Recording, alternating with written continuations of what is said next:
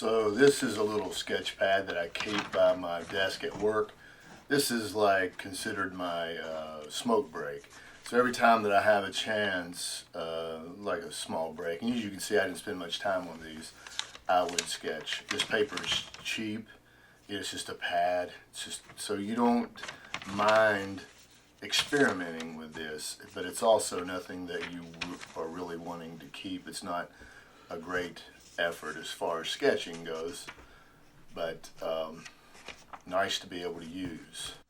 So this pad really became like a dedicated to the figure and the figure like pattern after my favorite watercolorist, Joseph Zbuvik, the way his figures look in his watercolor paintings, sort of like gestural drawing. And so I like the way that Joseph's figures look. They're not overly drawn. He says indicate, never state, and that looks so fresh in these paintings. So you'll see when I start these how stiff these look, and I think that you'll notice a progression as it goes. And again, spending seconds on these, minutes. What I did is I went to Google Earth, because you got to have some reference, right? So I needed some reference material, so I went to Google Earth, and I go down on the Street View, and you see these figures. Well, this is a lot like the paintings that I'm looking at of Joseph's. So these are a lot of the references that I used for this sketch pad. So speaking of gestural drawing, there's this guy, Chris Warner, and he is awesome. His gestural drawing, I love the way he draws. He's got a YouTube video on here, and the fluid motions of his strokes, it's just fantastic. And I love, I think it affects, I think these things, like this is Edgar Allan Poe here, but I mean, look at these trees. I mean, they're not sticking up like telephone poles. There's a motion to everything. There's a rhythm and an emotion that goes to these objects, not just the figure. But notice this figure up here on the left. You start to see that she's not just erect or straight up or stiff. As I'm drawing these, you're starting to see where they're getting a little more animated looking just in one shot. This is great practice, and again, you're on a cheap sheet, and when you're addicted to drawing, sketching, and this is what is going to make your paintings better. When people ask, well, what can I do to improve my paintings? And it's not just my opinion, but you'll hear the greatest say, if you want to improve your paintings, draw a lot. Improve your drawing.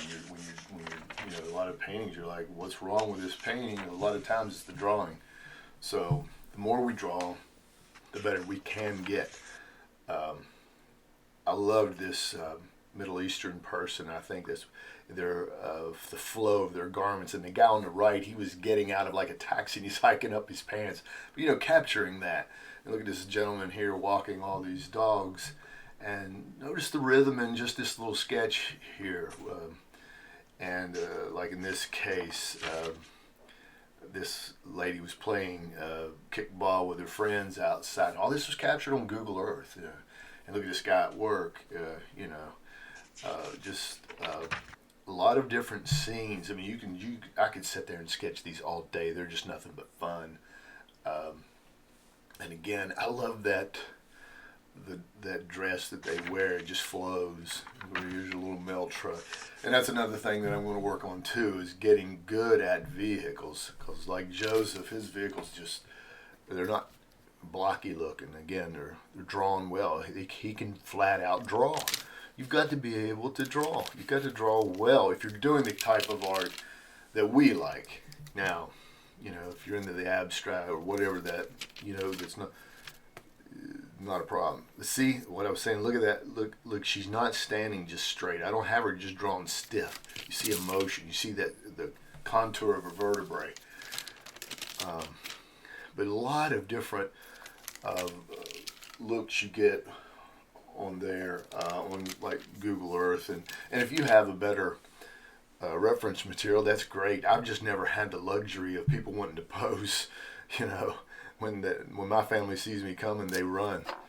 But and just to take you through, this is a fragment of the volume of sketches that I've done. These were, and that was the end of this pad. Okay, so what I did here is I took the book Drawing the Head and Hands by Andrew Loomis, and I just took some 8.5 by 11 and folded it over, and I just copied each page. Now I had this pad and the book sitting near the TV at home at the house, so it's like when I say I wanted to watch a football game or a fight or something like that. Well, you're mostly listening to them, so I would just draw, and I basically just wanted you to just to give you an idea of some of the volume that put out. But each time that you face these things, you learn something. It gets in your soul, I think.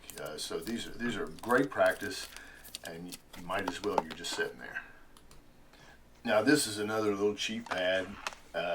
All of these pads are cheap that I'm showing on here, and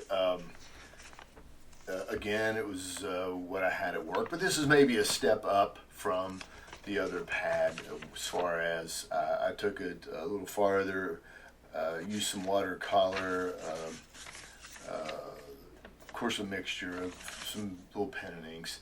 Like here, what I would do is I would find like details of Sargent's paintings, like hands. Now that character on the left, I don't remember what he was, but some of these are maybe, see like here, this is from one of Sargent's paintings. You see where I duplicated his hands. Now, the photography on these are a little cool, so you'll see a difference in the time.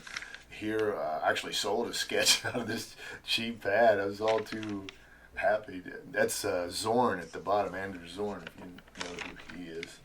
One of my favorites. This is a painting of Zorn's, Adolphus Busch, I think, and probably the Zorn hand. This is Jeremy Lipking here, a copy of his. And again, this is cheap, fast. This is good if if you're pretty handy when you're just sitting there. Again, it's like see the tone in the hands, and it's good practice. And of course, that's Mr. Rembrandt, a fatter version of him. This is Bela Lugosi, and this is a duplicate of one of Norman Rockwell's pieces, and some more hands. I don't know if that's Zorn's or Sargent's. They're mainly copies. It's very good practice, cheap, easy to do. Again, this isn't for finished work or anything like that, but this is, and you don't mind doing anything like this because, watercolor paper can be expensive. This is not that, it's cheap, and it's a way of getting the reps in.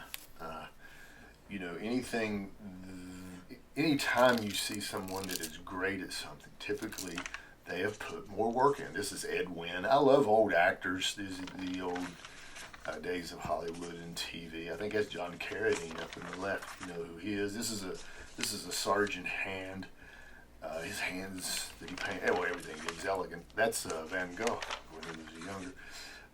And again, you can see the coolness of mine, but some of that's the photography. It wasn't necessarily the painting. This is part of a nativity scene that I was going to work on. And there's some hands. You can't draw enough hands. You can't draw enough portraits, in my opinion. I think it's Cary Grant at the top, and that's Sargent's guy. I forget his name. The Playboy dude. He painted just anything that you want to sketch or paint. Again, these take seconds, and they're such good practice. The more you paint, the more you draw, because I paint a lot in my head. I mean, you all probably know exactly what I'm talking about. An artist friend of mine, she's got a mug. Oh, this is Madam X here. I love that gesture of her hand. See her hand, how it's, I mean, it's just elegant. But she has a mug and it says, I'm really not listening to you. I'm mixing paint in my head. and I'm always doing that. I mean, it's almost an obsession or a sickness. But constantly drawing, constantly seeing things, go, ah, that's a painting. And if I painted that, I would use this and that, and I would compose it this way. But again, just a cheap way of getting better, trying to get better, striving to get better. But I'm encouraging you, as you see most people. I know a lot of people in here doing the same thing. Is sure anything new, but just encouraging you to draw and to paint more. And I'll have better sketchbooks that I'll show you later on.